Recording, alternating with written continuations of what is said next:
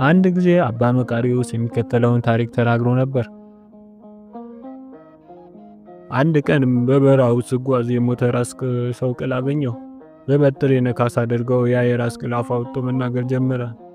እኔም አንተ ማነህ አልኩት። እኔማ በዚህ አካባቢ የሚኖር አረማዊ የቤተ ጣዖታቸው ሊቀ ካህን ነኝ። አንተ በጸጋ የተሞላ መቃርዮስ ሆይ በመከራ ውስጥ በመሰቃየት ላይ ላሉት በሲኦል ወገኖች ጥቂት እንኳ በጸለይክላቸው ጊዜ ይፋት ያገኛሉ። እኔም ይህ መከራ ምንድን ነው? ይህ ፋታስ ምንድን ነው ብዬ ጠየቅኩትኝ። ያም የራስ ቅል እንዲህ አለኝ፣ ሰማይ ከምድር የሚርቀውን ያህል የሞላ እሳት ከስራችን አለ። ሁላችንም በእሳት ባህር ውስጥ ቆመናል። ከእግር ጥፍራችን እስከ ራስ ፀጉራችን በእሳቱ ተውጠናል። እያንዳንዱ ሰው ፊት ለፊት መታየት አይችልም። የአንዱ ሰው ፊት ከሌላው ሰው ጀርባ የተጣበቀ ነው። ነገር ግን አንተ ስትጸልይ እያንዳንዳችን በመጠኑ ቢሆን ፊት ለፊት እንተያያለን። ለኛ ፋታ ማለት ያ ነው። እኔም በእንባ ተዋጥኩ። ይህ ሰው የተወለደበት ቀን ምንኛ የተረገመች ትሆን አልኩ። ለራስ ቅሉም ከዚህ የባሰስ ሌላ ቅጣት እዚህ አለ? ያም የራስ ቅል እንዲህ አለ፣ ከኛ ዝቅ ብሎ የባሰ የመከራ ስፍራ አለ። በዚያ ያሉት እነማን ናቸው ስል ጠየቅኩትኝ። እኛ እግዚአብሔርን ለማወቅ ዕድል ስላልነበረን የተወሰነ ምሕረት እናገኛለን። እነዚህ አውቀው የካዱት ግን ከኛ በታች ባለው ከፍተኛው የመከራ ቦታ ይገኛሉ። አንድ ጊዜ አባ መቃርዮስ ረዱን አስከትሎ ወደ ናጥራን ተራራ ወጣ። በመንገድ ላይ ያለ ደቀ መዝሙሩን ከኔ ቀድመህ ሂድ ብሎ ላከው። ያም ረድ በመንገድ ላይ ያለ የአረማን የቤተ ጣዖታቸው ካህን ሲወርድ አገኘውና ድምፁን ከፍ አድርጎ ኦ ሰይጣን ከየት ትመጣለህ? ያም አረማዊ ካህን ተመልሶ መጣና ያንን ረድ እስኪሞት ድረስ ደበደበው። በትሩንም ቀምቶት መንገዱን ቀጠለ። ጥቂት እንደተጓዘ የአባ መቃርዮስን ያንን የጣዖት ካህን አገኘውና ወደ እሱ ሮጥ ብሎ አንተ በመንገድ የረከምክ ሰው እንዴት ነህ ሲል ሰላምታ ሰጠው።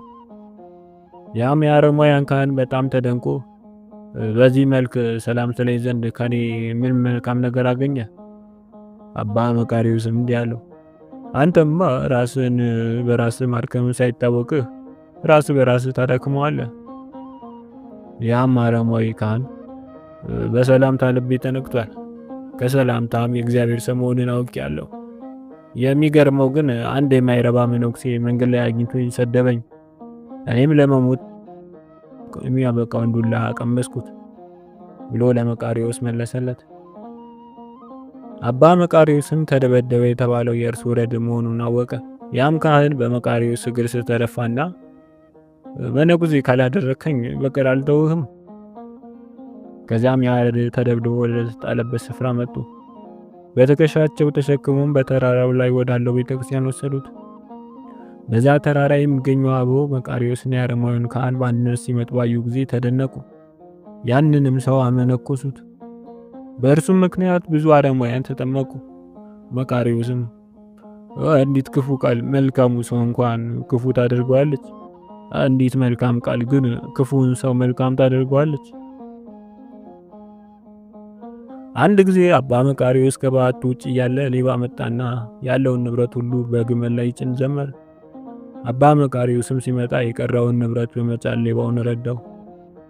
ሌባው ዕቃውን ሁሉ ጭኖ ሲያበቃ ግመሉን ሊያስነሳት ሞከረ፣ ነገር ግን እምቢ አለችው። አባ መቃርዮስም ወደ በዓቱ ገብቶ አንዲት የተረሳች መኮትኮቻ መጣና ወንድሜ ግመሏን ይህንን መውሰድ ፈልጋ ይሆናል ብሎ ጫነለት። ከዚያም ግመሏን እንድትነሳ አዘዛት። ግመሏም ትእዛዙን አክብራ በመነሳት ጥቂት ከተራመደች በኋላ መልሳ ተቀመጠች። ከዚያ በኋላ ግን ዕቃው ሁሉ እስኪወርድ ድረስ አልነሳም አለች። አባ መቃርዮስ በሚያስተዳድረው በገዳም አስኬስ ታውሚጦስ የተባለ መነኩሴ ነበር። ታውሚጦስ ከገዳሙ የወጣ መንደር ይውል ነበር። ጉዳዩን ሌሎች መነኮሳት ለአባ መቃርዮስ መጥተው ነገሩት።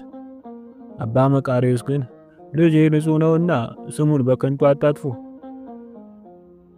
አባ መቃርዮስ ዝም ሲለው ጊዜ አንድ ቀን ታውሚጦስ በመንደር ያለች ወዳጁን አስከትሏት ወደ ገዳሙ መጣ። መነኮሳቱም ለአባ መቃርዮስ ነገሩት። አባ መቃርዮስ የመነኩሴውን ድፍረት ለመሸፈን የሚያስቸግር በመሆኑና ለሌሎች ክፉ አርአያ ስለሚሆኑ ብዙ መነኮሳትን አስከትሎ ድምጽ እያሰማ ወደ ታሚጦስ በዓቱ ሄደ። ታሚቶስ አባ መቃርዮስ ወደ እርሱ እንደመጣ ሲያቅ በልጅቷ ላይ ቅርጫት ደፋባት። መቃርዮስ ግን የተሰወረውን ይመለከት ነበርና የሆነውን አወቀ። ስለዚህም በቅርጫቱ ላይ ተቀምጦ ፈልጓት። ተከትሎት የመጡት መነኮሳት ቢፈልጉ አጣት። አባ መቃርዮስም ንጹሕ ልጄ ለምን ታሙታላችሁ? በሉ ውጡ፣ የማጨቡተው ነገር አለኝና። መነኮሳቱ ከወጡ በኋላ ልጄ እንዴት ሆነ ትኖራለህ? ያም ታውሚቶስ የተባለ መነኩሴ እንዲህ ሲል መለሰለት፣ በአንተ ጸሎት ጾር ጠፍቶልኛል። አባ መቃርዮስም እኔ 80 ዘመን እንኳ አልጠፋልኝም። ወዲያውም ልጄ ሆይ ፈጣሪ በአንተ ላይ ከመፍረዱ በፊት አንተ በራስ ላይ ፍረድ። ታውሚቶስም እንዲህ አለው፣ ብፈራ ነው እንጂ በልጅቷ ላይ ቅርጫት ደፍቼበታለሁ፣ በቅርጫቱም ተቀምጠህበታል። አባ መቃርዮስም ልጅቷን ከቅርጫቱ ውስጥ አውጥቶ ለምን ይህን አደረግሽ? እሷም እንደዚህ አለች፣ እርሳቸው አመጡኝ፣ ምን ላድርግ? ካሁን በኋላ ውለህ ተመገብ፣ የዮሐንስ ወንጌልን አታስታጉል ብሎት መክሮት ሄደ። አባ መቃርዮስ ከባቱ ወጥቶ ሲሄድ ድንጋዮች እየተከተሉት መቃርዮስ በምድር ላይ እንደ አምላክ ሆነ ብለው አመሰገኑት። አንድ ጊዜ በተራራው ላይ የሚገኙ አረጋውያን አበው ወደ ገዳም አስቄጥስ ከአባ መቃርዮስ ዘንድ እንዲህ ብለው መልእክት ላኩ። እባክህ ወደ ጌታ ከመሄድ በፊት እኛን ለማየት ውጣ፣ ያለበዚያ ሁሉም ሰው ሲያዝን ይኖራል። አባ መቃርዮስም ተነስቶ ወደ ተራራው ወጣ። እዚያ በደረሰ ጊዜም ሁሉም ተሰብስቡና አንድ ምክር ንገረን። አባ መቃርዮስም እንዲህ ያለ መምከር ጀመረ። ወንድሞቼ ኑ እናልቅስ፣ እንባዎቻችንም ከዓይኖቻችን እንደ ጎርፍ ይውረዱ። እንባዎቻችን የገዛ ሰውነታችን ወደሚቃጠሉበት ስፍራ ከመሄዳችን በፊት ሁሉም በዚህ ጊዜ ሁሉም ወደ ምድር ተደፍተው አለቀሱ።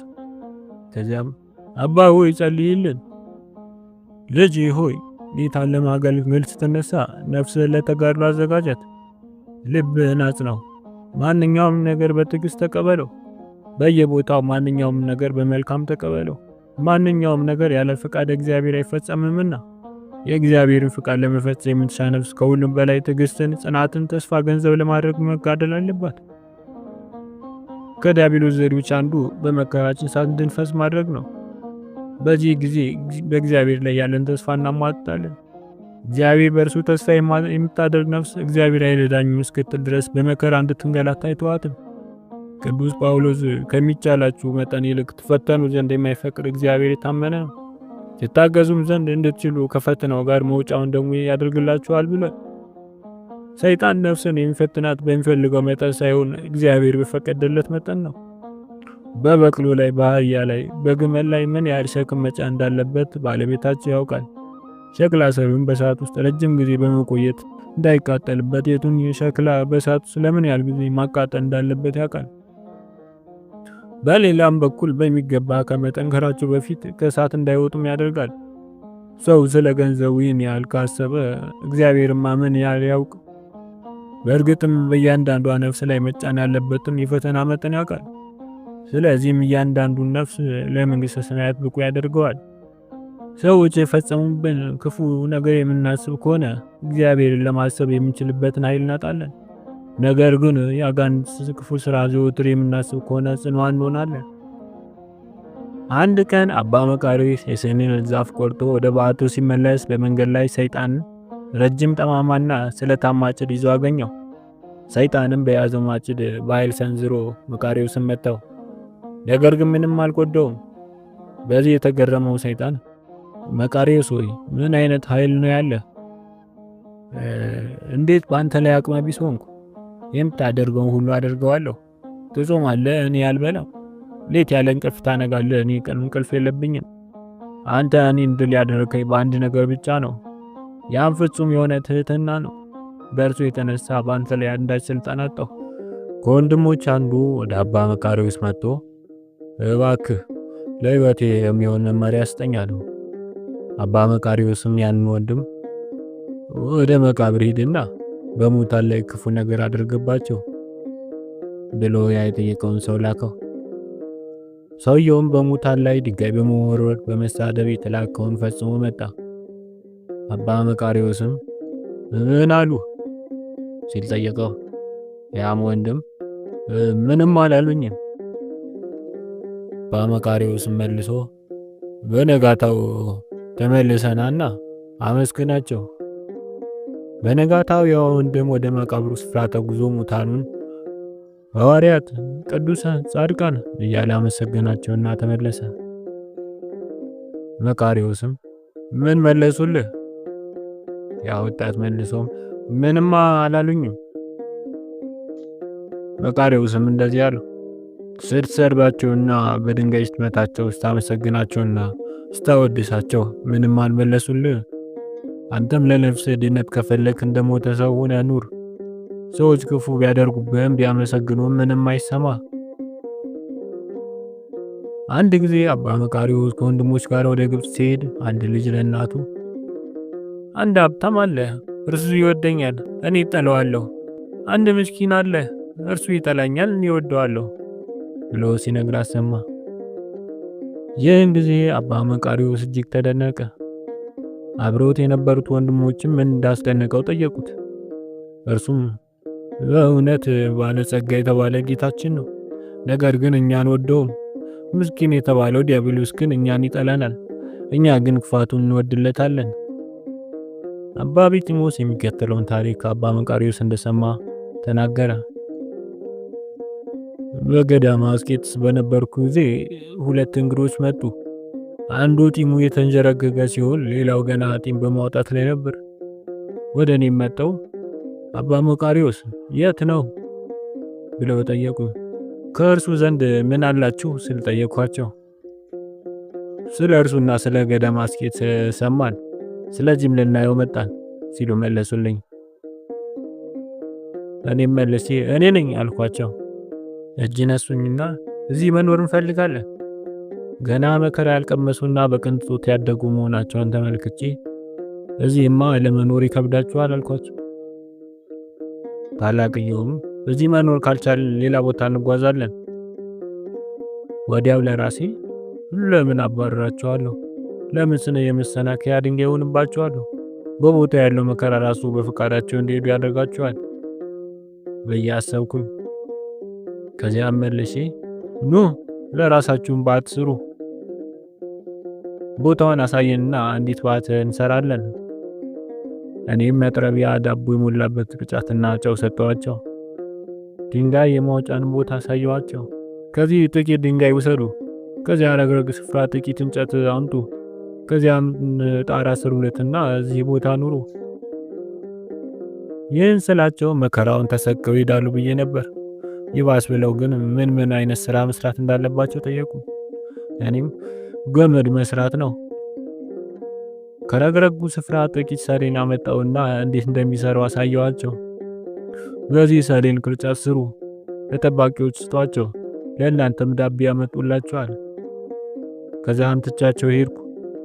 የሚገርመው ግን ባለማምታትና ባለመሰልቸት ያዘዝኳቸው ሁሉ መፈጸም ጀመሩ። ለ3 ተከታታይ ዓመታት ወደ እኔ ዘንድ አልመጡ። በዚህ የተነሳም በሐሳቤ ምን አይነት ህይወት እየኖሩ ይሆን? ስለገጠማቸው ጾር ለማማከር ለምን እኔ ዘንድ አልመጡ? ሩቅ ያሉት ሊያማክሩኝ ሲመጡ እዚህ ካጠገብ ያሉት ግን ለምን ዝም አሉ? ወደ የትም ቦታ ሄደው አያውቁም።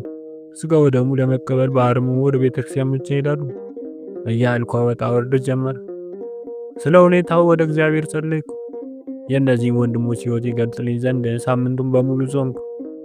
በሳምንቱ መጨረሻ ተነሳውና ልጎበኛቸው ወደ ባታቸው አመራው። በሩን ሳንኳኳ ከፈቱልኝና በአርምሞ ሰላም ሰጡኝ። ጸሎት ካደረግን በኋላ አረፍ አልኩ። ታላቅየው ለታናሹ ምልክት ሲሰጠው ታናሹ ወጥቶ ሄደ። ታላቁም ቁጭ ብሎ ገመዱን መጎንጎን ቀጠለ። ምንም ቃል አልተነፈሰም። ልክ 9 ሰዓት ሲሆን ታናሹ አንኳኩቶ ገባና በታላቅየው ምልክት ሰጭነት ገበታ አዘጋጀ።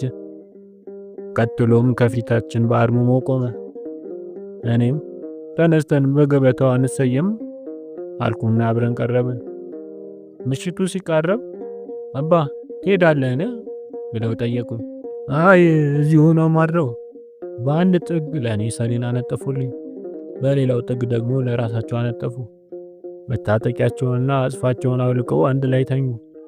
ልክ እንደተኙ የሕይወታቸውን መንገድ ይገልጥልኝ ዘንድ ወደ እግዚአብሔር ጸለዩ። በዚህ ጊዜ ጣራው ተከፈተ፣ ብርሃኑም እንደ ቀን ብርሃን ሆነ። እነርሱ ግን ያንን ብርሃን አላዩትም ነበር።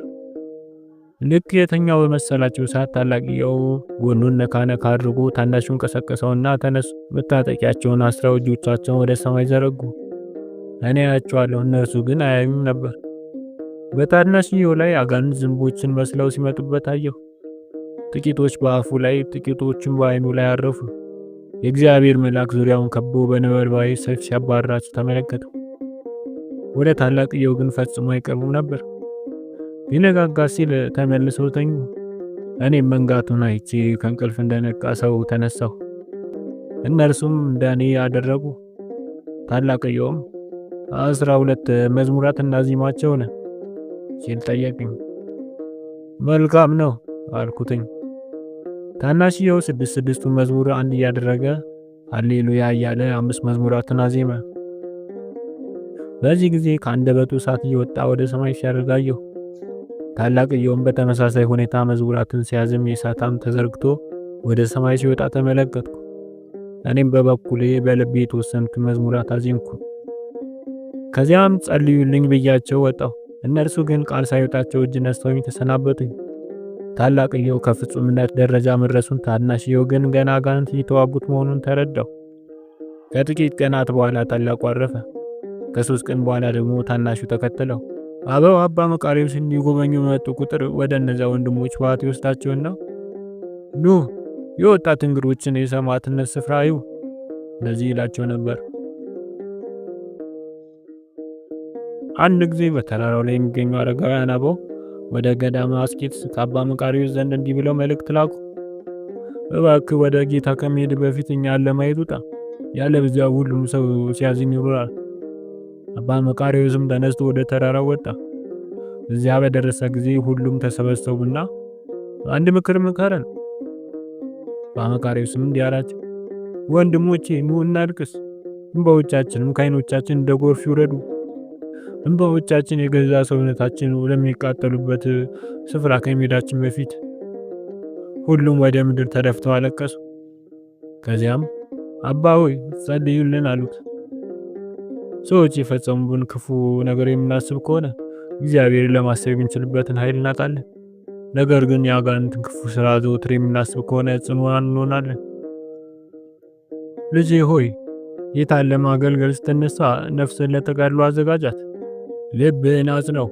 ማንኛውም ነገር በትዕግስት ተቀበለው። በየቦታው ማንኛውም ነገር በመልካም ተቀበለው። ማንኛውም ነገር ያለ ፈቃድ እግዚአብሔር አይፈጸምምና የእግዚአብሔርን ፍቃድ ለመፈጸም የምትሻ ነፍስ ከሁሉም በላይ ትዕግስትን፣ ጽናትን፣ ተስፋን ገንዘብ ለማድረግ መጋደል አለባት። ከዲያብሎስ ዘዴዎች አንዱ በመከራችን ሰዓት እንድንፈዝ ማድረግ ነው። በዚህ ጊዜ እግዚአብሔር ላይ ያለንን ተስፋ እናሟጣለን። እግዚአብሔር በእርሱ ተስፋ የምታደርግ ነፍስ እግዚአብሔር ያደዳኝም እስክትል ድረስ በመከራ እንድትንገላታ አይተዋትም። ቅዱስ ጳውሎስ ከሚቻላችሁ መጠን ይልቅ ትፈተኑ ዘንድ የማይፈቅድ እግዚአብሔር የታመነ ነው፣ ትታገሱም ዘንድ እንድትችሉ ከፈተናው ጋር መውጫውን ደግሞ ይህን ያደርግላችኋል። ሰይጣን ነፍስን የሚፈትናት በሚፈልገው መጠን ሳይሆን እግዚአብሔር በፈቀደለት መጠን ነው። በበቅሉ ላይ፣ በአህያ ላይ፣ በግመል ላይ ምን ያህል ሸክም መጫን እንዳለበት ባለቤታቸው ያውቃል። ሸክላ ሰሪውም በእሳት ውስጥ ረጅም ጊዜ እንዳይቃጠሉበት የቱን ሸክላ በእሳት ውስጥ ምን ያህል ጊዜ ማቃጠል እንዳለበት ያውቃል። በሌላም በኩል በሚገባ ከመጠንከራቸው በፊት ከእሳት እንዳይወጡም ያደርጋል። ሰው ስለ ገንዘቡ ይህን ያህል ካወቀ እግዚአብሔር ምን ያህል ያውቅ? በእርግጥም እያንዳንዷ ነፍስ ወደ ላይ መጫን ያለበትን የፈተና መጠን ያውቃል። ስለዚህም እያንዳንዱ ለመንግሥተ ሰማያት ብቁ ያደርገዋል። በመቃርዮስን ለመንከባከብ ቃል እስኪገባ ድረስ አትልቀቁት።